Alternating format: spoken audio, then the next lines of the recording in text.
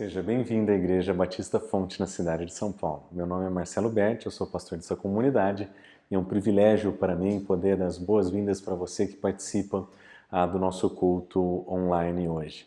Nós estamos numa série de mensagens no Evangelho de Atos, na qual nós estamos estudando esse Evangelho para procurar entender melhor quem é o nosso Senhor e quem nós somos nessa jornada da vida com Ele. À medida que nós lemos esse livro e à medida que nós estudamos o que ele tem a nos ensinar, nós aprendemos melhor sobre quem o nosso Senhor é e sobre quem nós somos em Cristo Jesus. Esse livro ele é muito interessante, ele é uma jornada literária, o autor nos convida a caminhar com Cristo Jesus através do seu ministério e no processo de apresentar a história de Jesus, Marcos basicamente nos ajuda a responder 3 perguntas. Ele nos ajuda a responder na primeira parte a pergunta: quem é Jesus Cristo? Na segunda, qual é a sua missão? E na terceira, por fim, o que é que ele espera dos seus discípulos? E à medida que Marcos conta a história de Cristo Jesus, ele também conta a história dos discípulos e é uma história muito diferente do que normalmente nós estamos acostumados a ouvir. Na verdade, nós vamos ouvir uma grande história de fracassos. Na primeira parte, enquanto nós descobrimos mais sobre quem Cristo é, nós percebemos que os discípulos que estavam à sua volta não entendiam o que estava acontecendo. Quando nós vamos para a segunda parte do livro e que nós ouvimos sobre a missão de Cristo Jesus sendo apresentada, nós vemos que os discípulos não a aceitam. E por fim, na última parte, onde nós vemos que o autor está tentando demonstrar o que é que Cristo espera de nós percebemos que os discípulos faltam com a fidelidade devida a Cristo Jesus. A verdade é que Marcos, enquanto ele conta quem Cristo é, qual é a sua missão e o que ele espera de nós, ele também demonstra para nós que os discípulos não entenderam, que os discípulos não aceitaram e que os discípulos faltaram com fidelidade. E à medida que nós andamos nesse evangelho, nós percebemos que o autor quer nos contar como nós vamos viver a nossa vida hoje, e ele faz isso através da comparação e do contraste de personagens. Na primeira parte, nós vimos várias histórias onde os discípulos eram contrastados e comparados com a multidão, por exemplo, ou às vezes com pessoas da multidão. E com isso, o autor nos mostra como nós vamos aprender a viver junto com Cristo Jesus e onde estão os pequenos exemplos encontrados na história de Jesus, que nem sempre eram dados pelos próprios discípulos de Cristo. E ao contar desse modo, Marcos nos mostra que essa ferramenta literária de comparar personagens é um modo pelo qual nós podemos aprender muitas coisas sobre a nossa jornada com Cristo Jesus hoje. E à medida que nós entramos na última parte desse evangelho, que é a parte onde nós estamos, nós percebemos o quão importante é esse dispositivo literário, porque agora Marcos vai nos convidar a nos apresentar o contraste entre aquilo que as autoridades judaicas oferecem a Cristo Jesus e aquilo que Jesus Cristo espera dos seus discípulos. O modo como essa história vai ser contada para nós, vai ser narrada para nós, ela vai descrever exatamente aquilo que Cristo espera de nós e como nós podemos responder a isso de maneira adequada. E nós entramos na terceira parte na semana passada e nós vimos que a história da entrada de Jesus e do exorcismo ou a purificação do templo, nós percebemos que Jesus fez fortes manifestações da sua autoridade. Ele deixou claro quem ele é, qual é a missão que ele tem e o que ele espera dos seus discípulos. Mas as autoridades judaicas não estavam entendendo isso. Naquele momento, eles viam as ações de Jesus muito mais como uma afronta do que uma demonstração de quem ele é. E não era para se esperar nada diferente do que o crescimento e o surgimento de uma intensa oposição a Jesus. E a partir do texto que nós estudamos hoje, nós veremos uma crescente oposição a Cristo Jesus vinda da liderança do templo, vinda da liderança de Israel.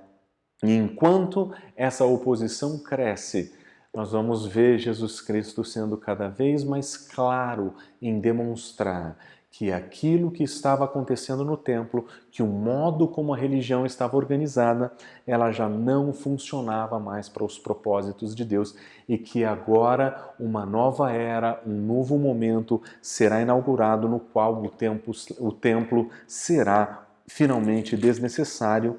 E no capítulo 13, Jesus Cristo vai profetizar a destruição desse templo. O que Marcos quer nos ensinar é que o cristianismo, à medida que crescia e se espalhava pelo mundo, ele precisava aprender que não vivia mais à sombra do templo, que ele não vivia mais à sombra da liderança de Israel, mas que em Cristo Jesus eles encontraram uma nova comunidade e eles encontraram o povo de Deus sendo manifesto através dos ensinos de Cristo.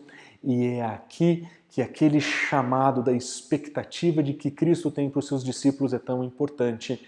E para nós vamos perceber que o modo como Marcos conta essa história, ele vai nos ensinar a prestar atenção no contraste entre aquilo que a oposição oferece para Cristo Jesus e aquilo que nós, como seus seguidores hoje, devemos oferecer. A expectativa daquilo que Cristo tem sobre nós vai ser demonstrada pela apresentação do oposto na rejeição da liderança de Israel. Então vamos eu quero convidar você a abrir a sua Bíblia em Marcos capítulo 11, a partir do versículo 27, e nós vamos olhar nesse texto duas histórias. Diferente do que nós fizemos em tantas outras ocasiões com 3 histórias, nessa nós vamos olhar uma só. E essa história, ela é basicamente dividida em 2 movimentos. Essa história, que começa no versículo 27 e se encerra no capítulo 12, versículo 12, ela demonstra o início do embate de Cristo Jesus e a sua parábola a respeito daquilo que ele quer ensinar. O que nós veremos nessa história em 2 etapas é que existem 2 conceitos fundamentalmente importantes e um terceiro princípio aplicado, derivado desse texto, que nos ensinam exatamente o que Cristo espera de nós, diferente daquilo que aconteceu com a oposição. Mas vamos lá. Na primeira história, nós vamos perceber que Marcos nos ensina que Jesus Cristo espera que nós, a sua comunidade, reconheça a autoridade que Cristo tem. Nós somos seguidores de Cristo Jesus, nós declaramos que Ele é Senhor sobre todas as coisas, e sobre nós pesa essa responsabilidade de reconhecer a autoridade de Jesus, diferente do que acontecia com a liderança judaica. Na verdade, naqueles dias, se tinha alguma coisa que as pessoas tinham dúvida a respeito de Jesus, é sobre quem Ele era, ou que tipo de autoridade Ele tinha, ou que Ele achava que tinha, que Ele poderia simplesmente entrar no templo e purificar. Da perspectiva da liderança do templo e da religião judaica, Jesus Cristo era um baderneiro destruindo a fé e Ele estava contaminando o povo com heresias e ensinos perigosos. E dessa perspectiva, porque eles não reconheciam quem Ele era, não entendiam a sua missão, eles não podiam responder em fidelidade, em submissão, em obediência à autoridade de Jesus. E é por isso que a primeira pergunta que eles dirigem a Cristo Jesus no versículo 28 é: com que autoridade você faz isso, ou quem te deu autoridade para fazer isso? As autoridades judaicas aqui, elas estão pegando no ponto. Uma pessoa não poderia entrar no templo e funcionar como se fosse filho do dono, porque ninguém de fato era. Ninguém poderia dizer, em outras palavras, para as autoridades judaicas como eles tinham que funcionar. A lei e a tradição já estavam ali para isso. Os treinamentos e processos estavam ali para isso. Os mecanismos e funcionamentos do templo estavam ali para isso. Quem é esse que entra aqui e vira todas essas mesas? Quem é que deu autoridade para Jesus? Jesus sabia que essa não era uma pergunta em busca de informações. Na verdade, era uma inquisição à procura de incriminar Jesus Cristo. E sabendo disso, Jesus propõe para os seus opositores um dilema. Ele diz o seguinte: eu respondo a pergunta de vocês se vocês responderem uma pergunta minha primeiro. E a pergunta é simples: O batismo de João era de Deus, dos céus, ou era dos homens? Aí essa pergunta era uma pergunta muito perspicaz. Jesus Cristo, se percebendo em uma situação que aparentemente era uma situação de bico, de sinuca de bico, onde ele talvez tivesse sido encurralado, ele vira o jogo com uma pergunta. Porque ele sabia que se colocasse, que qualquer resposta a que as autoridades dessem a ele nesse momento, eles encontrariam um problema. Aliás, eles mesmos reconhecem disso quando dizem: se nós dissermos do céu, então ele nos perguntará, por que vocês não creram nele? Mas se nós dissermos dos homens, e aí nós vamos ter que temer o povo, porque todos consideravam a João como um profeta. Aqui está o dilema. Jesus Cristo propõe duas opções, a autoridade dele do céu ou das pessoas. E essa apresentação de Jesus Cristo é a apresentação de uma percepção sobre a origem da autoridade que ele tem e ele dar indícios do que ele quer, de onde vem a autoridade que ele tem. Mas, entendendo o dilema, as autoridades dizem: nós não sabemos, e Jesus disse: eu também não vou responder. Mas ao dividir as autoridades existentes no mundo em duas fontes, Jesus Cristo basicamente respondeu a pergunta que as autoridades faziam. Eles estavam perguntando sobre a origem da autoridade de Jesus e Jesus Cristo deu duas opções: céu e terra. E cá entre nós, eu tenho a impressão que esses líderes sabiam que nenhum deles tinha investido de Jesus a essa autoridade. Jesus não era nenhum dos alunos deles, não era discípulo de ninguém, não seguia nenhum deles, não havia sido batizado por nenhum deles. De fato, nenhum deles poderia dizer que a autoridade de Jesus tinha sido instituída por alguém naquele lugar. O que sobrava uma opção, não é verdade? De uma forma muito inteligente, Jesus Cristo oferece a sua perspectiva sobre a autoridade e demonstra que por meio de um dilema, que a autoridade que ele tem é uma autoridade que vem dos céus. E se é uma autoridade que vem dos céus, faltar em reconhecer a sua autoridade pode ser um grande problema. E é exatamente o que acontece. As autoridades, elas têm certeza que Jesus Cristo não é quem ele diz ser. Ele não pode ser quem ele diz ser. Ele disse que perdoa pecados, ninguém pode perdoar pecados. Ele disse que pode controlar o templo, mas ele não pode controlar o templo. Na verdade, esse homem, ele é um impostor, ou seja, o que quer que ele pense ser, o que é que ele acredite ser a fonte de autoridade dele, ele é um mentiroso. E faltar em reconhecer a autoridade de Jesus é uma das formas da manifestação da oposição que as pessoas oferecem para ele aqui. E isso é extremamente perigoso. E aqui reside um problema para a gente, não é verdade? Porque nós somos seus seguidores, nós declaramos o seu senhorio. Mas será que nós, como indivíduos e comunidades, será que nós vivemos de um modo que reconhece essa autoridade?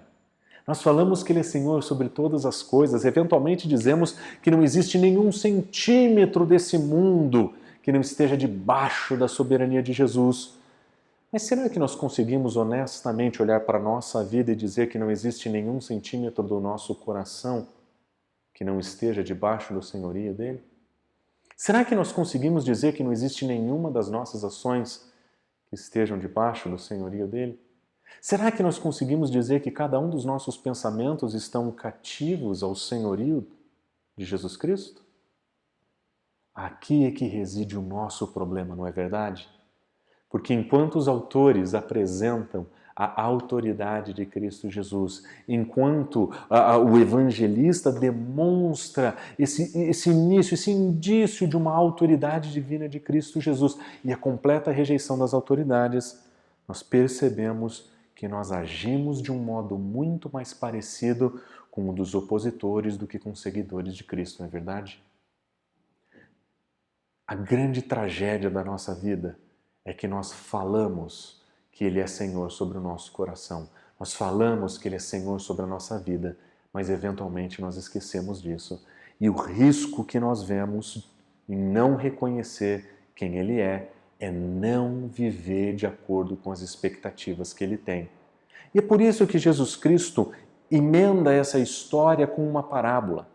Na verdade, o que nós vamos perceber aqui é que Marcos, além de demonstrar a autoridade que Cristo tem, ele vai demonstrar a posição elevada que Cristo tem também. Ao demonstrar, ao apresentar essa parábola, não apenas autoridade, mas também posição. E ele vai contar uma parábola muitíssimo interessante.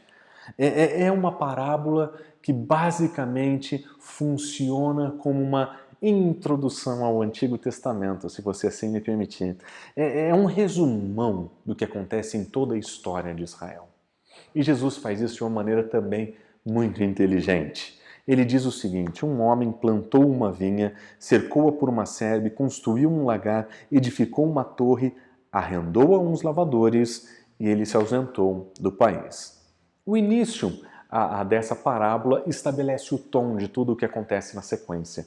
Frequentemente no Antigo Testamento a nação de Israel era descrita como uma vinha e Deus era reconhecido como aquele que planta essa vinha, que inicia essa vinha.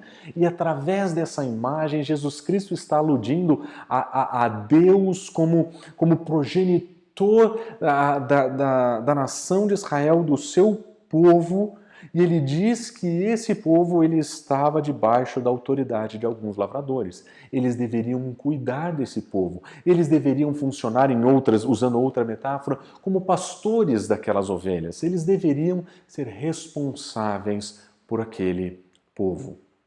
E o que é interessante é o seguinte: eles tinham responsabilidades, eles tinham funções, eles deveriam funcionar de um determinado modo, e a parábola de Jesus vai demonstrar que eles não funcionavam assim, de uma forma muito parecida com aquilo que ele fala sobre o templo na mensagem da semana passada. O templo deveria estar funcionando de um modo e não estava. Ele deveria representar a verdadeira adoração, mas naquele momento, com aquela mercantilização, ele não funcionava mais assim. E na parábola de Jesus o mesmo acontece. Esses lavradores tinham uma responsabilidade de, no período da colheita, oferecer os devidos frutos ao seu dono. Muito parecido com aquela história da figueira que nós também vimos na semana passada, que tendo passado o momento de dar frutos, mas que deveria ter dado os seus devidos frutos, Jesus Cristo a amaldiçoa e ela seca. Por não funcionar como deveria, aquela figueira ela é amaldiçoada e seca. Exatamente como Jesus Cristo está aludindo nessa parábola, em uma clara demonstração de oposição contra ao funcionamento indevido da religião em Israel. No tempo da colheita, o que é que Deus, o dono da vinha, faz no tempo da colheita? Ele envia um servo. E esse servo vai até lá para buscar essa colheita e eles para receber os frutos da vinha. Eles, porém, o agarram, o espancam e o devolvem de mãos abanando. É muito interessante que as palavras que Jesus usa para descrever aquilo que é feito com os servos são palavras parecidas e similares àquelas que vão descrever aquilo que será feito com ele em alguns capítulos à frente. Mas o texto continua. De novo enviou outro servo. Eles esbofetearam na cabeça e o insultaram. Olha o crescimento da oposição aqui. Ainda outro enviou e esse mataram. Outros ele enviou e a muitos eles espancaram e a outros eles mataram. Aqueles lavradores que deveriam no período da colheita apresentar os devidos frutos do seu trabalho, ao invés de devolverem ao Senhor da vinha aquilo que lhe era devido, eles espancam e matam os seus servos, de um modo muito parecido com aquilo que acontece com todos os profetas do Antigo Testamento, que foram enviados por Deus à nação para alertá-los e corrigi-los, mas eles rejeitam esses homens. E Jesus, de uma maneira bem sintética, bem sumária, demonstra que os lavradores, eles estavam em franca oposição ao próprio dono da vinha. Como se não bastasse isso, restava-lhe apenas um filho amado. Só tinha mais um. Só sobrou o filho amado. Todos os outros que deveriam ir à frente dele já tinham ido. E agora o filho amado, ele envia aos lavradores para que o filho amado busque os frutos que lhes eram devidos ao Senhor da vinha. E ele diz, eles respeitarão o seu filho, mas tais lavradores disseram entre si, este é o herdeiro, ora, vamos matá-lo e a herança será nossa. E agarrando-o, mataram e o atiraram para fora da vinha. Jesus Cristo está mais uma vez usando palavras escolhidas, selecionadas, intencionalmente selecionadas, para descrever o que vai acontecer. O que acontece nessa história com aquilo que vai acontecer na sua própria vida. Porque ele mesmo será agarrado, ele mesmo será esbofeteado, ele mesmo será insultado, ele mesmo será agarrado e morto. O modo como Jesus Cristo conta essa parábola diz exatamente como ele entende o mau funcionamento do Templo de Israel. Demonstra como Jesus Cristo entende o mau funcionamento dos líderes de Israel e como ele entende a não necessidade do templo. Esse aspecto do ensino de Jesus foi tão forte que posteriormente ele se tornará uma acusação que o levará à morte. Jesus Cristo está de um modo muito claro dizendo o seguinte: Deus enviou profetas e vocês mataram. Agora ele enviou o seu Filho amado e vocês o matarão igualmente. Jesus Cristo sabe que eles estão tramando a sua morte. Jesus Cristo sabe que ele vai enfrentar a morte em Jerusalém. Ele sabe que ele será finalmente rejeitado. Ele sabe que essa é a sua missão. Ele sabe que é isso que o espera, é isso que o aguarda. Mas o que chama a atenção é que Jesus Cristo não termina a parábola aqui. Ele diz o seguinte: ora, o que fará o dono da vinha? O dono da vinha virá e exterminará aqueles lavradores e passará a vinha a outros. Em outras palavras, Jesus Cristo está dizendo o seguinte: aquilo que vocês planejam fazer comigo, Deus vai fazer com vocês. Ele virá, ele vai exterminar vocês. E a palavra exterminar aqui é a mesmíssima palavra que a liderança do templo tinha usado contra Jesus, dizendo: nós precisamos terminar sua vida. Jesus Cristo sabia de qual era o propósito que eles tinham, mas ele também sabia que a última palavra vem do próprio Deus. E se você prestar atenção nesse texto, você vai perceber que aqueles lavradores que não estavam funcionando de modo adequado, aqueles que não estavam dando os devidos frutos, são esses que serão exterminados, mas a vinha, o povo, continua e ele passará ao cuidado de outras pessoas, para que essas pessoas deem o devido fruto. O nome que nós damos para isso é igreja.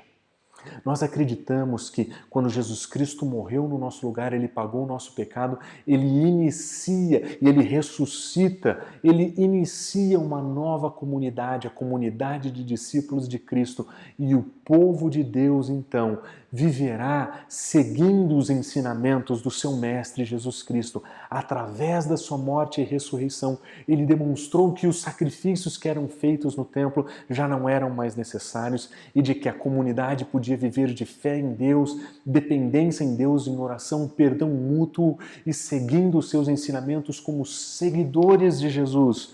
Esses são os outros a quem ele se refere aqui. Esses são os líderes, por assim dizer, que cuidariam daquela vinha e que deveriam dar o devido fruto, que deveriam devolver a Deus o fruto que era esperado E aqui nós encontramos o cerne da mensagem de Marcos para nós.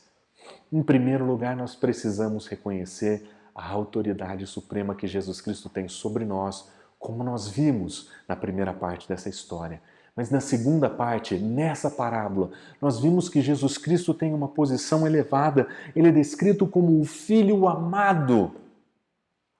Mas em última análise, o que o autor está tentando nos dizer é que nós temos a responsabilidade de dar frutos, de funcionar de um modo adequado, de um modo distinto, tanto do funcionamento do templo naqueles dias, como do funcionamento da liderança do povo naqueles dias. A comunidade de Cristo Jesus não viveria à sombra do templo, não viveria às margens do templo, não viveria dentro do templo. A verdade é que a comunidade de Jesus, ela seguiria os passos de Cristo Jesus, reconhecendo a sua autoridade e respondendo em obediência, reconhecendo que Ele é o Filho amado que veio morrer em nosso lugar e por isso respondendo em devoção e fé e por fim levando uma vida fiel a Cristo Jesus, devolvendo a Deus aquilo que é devido, frutificando como é esperado, levando uma vida que leva a sério os ensinamentos de Cristo Jesus. O que Marcos faz com essa história é dizer para mim e para você que nós fomos convidados por Cristo Jesus a uma vida de fidelidade, porque Ele é o nosso Redentor e porque Ele é o nosso Senhor. A maneira correta de responder ao senhorio e à salvação de Cristo Jesus é uma vida de fidelidade. Mas o alerta fica aqui também, porque se nós faltarmos com o funcionamento adequado da fé, nós também precisaremos prestar contas diante de Deus, como aconteceu na parábola, como aconteceu na história de Israel, que no ano 70 teve o seu templo destruído e os seus sacerdotes mortos. Nós também vamos precisar prestar contas diante de Deus a respeito do reconhecimento da soberania de Cristo Jesus sobre nós, da sua salvação, morte salvadora no nosso lugar e uma resposta fiel a Ele. Nós somos convidados para dar frutos. Nós somos convidados por Cristo Jesus para sermos diferentes daquela figueira que Ele amaldiçoou e seca, diferentes daquelas pessoas que mercantilizavam a fé no templo, diferente desses líderes que não estavam funcionando de maneira adequada. Nós fomos chamados para frutificar, para levar uma vida de fidelidade como igreja juntos. É isso que nós fomos chamados para fazer. E nós vamos experimentar e responder diante de Deus individualmente a respeito da nossa fidelidade, mas nós também vamos responder de maneira comunitária. Você já se perguntou por que é que tantas igrejas que são plantadas, iniciadas, elas têm os seus dias acabando ou elas são igualmente fechadas?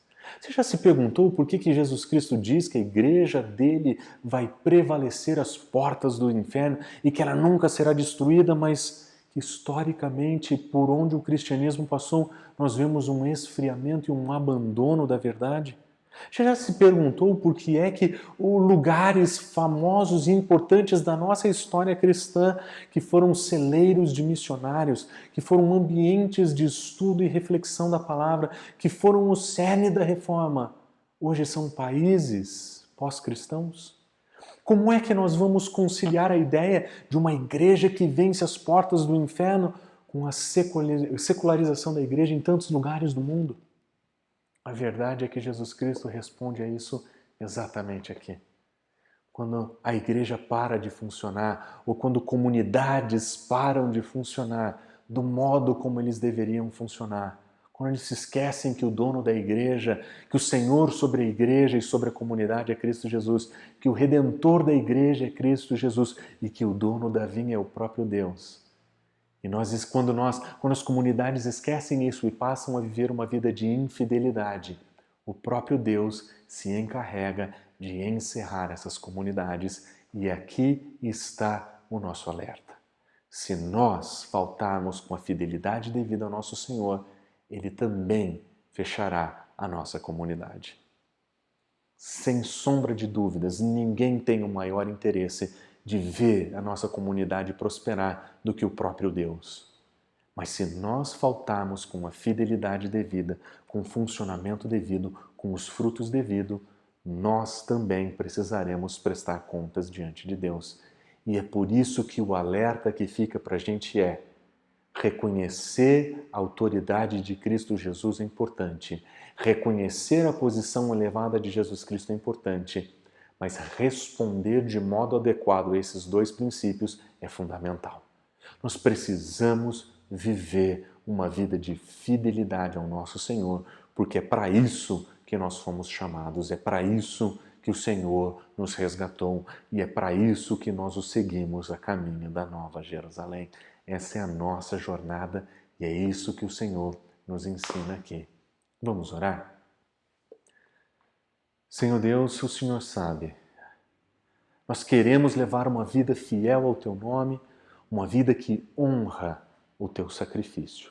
E nós pedimos, Senhor, que o Senhor cuide da nossa comunidade, para que os indivíduos, cada um dos indivíduos que pertencem a essa comunidade, possam, Senhor,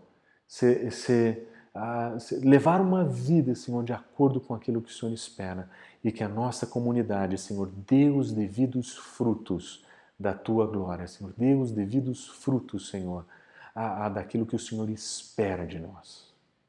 Por isso, Senhor, tem misericórdia das nossas falhas, tem misericórdia dos nossos erros e nos ajuda a viver de um modo que Te agrada. Nós oramos, Senhor, em nome de Jesus. Amém.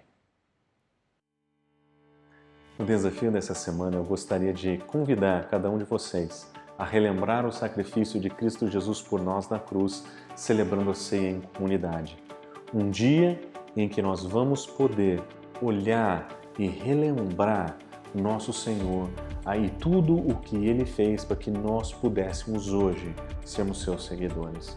Quando Cristo Jesus morre no nosso lugar, Ele abre um novo e vivo caminho, do qual nós somos convidados a segui-lo, do qual nós somos convidados a viver de um modo que agrada e de um modo que corresponde à fidelidade devida a Ele nessa vida, de entregar a Ele tudo o que nós temos e somos em gratidão àquele que entregou tudo por nós.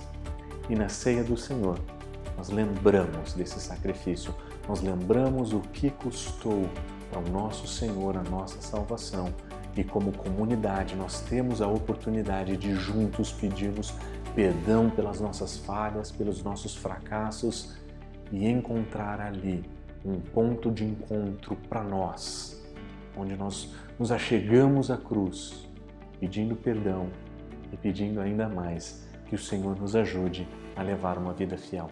Por isso eu gostaria de convidar você, terça-feira, às 20h30, a participar da ceia do Senhor com a gente, pois nesse dia nós vamos celebrar o sacrifício de Cristo e nós vamos nos estimular a levar uma vida que seja agradável, que seja de acordo com as expectativas do nosso Senhor, uma vida de fidelidade. Eu espero por todos vocês e eu oro para que essa semana seja uma semana abençoada. Até mais.